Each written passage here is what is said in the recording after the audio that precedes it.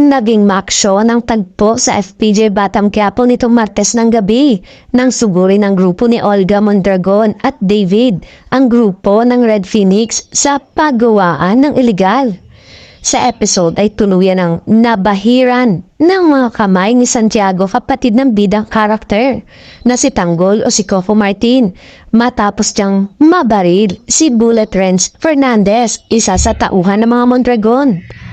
Sa social media post ng Dreamscape Entertainment, nagpasalamat at namaalam na ito sa karakter ni Fernandez. Si Fernandez ay anak ni Lorna Tolentino na parte rin ng Batang Quiapo bilang si Amanda.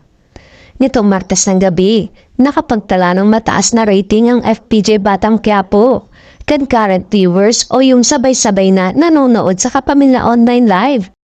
Sulit na sulit umano ang mga eksena ngayon ng Batang Quiapo ayon sa aktor-director na si Coco Martin. Ay marami pang dapat abangan sa programa. Marami ang magpapaalam, ngunit marami din umano ang mga bagong makikilala na karakter.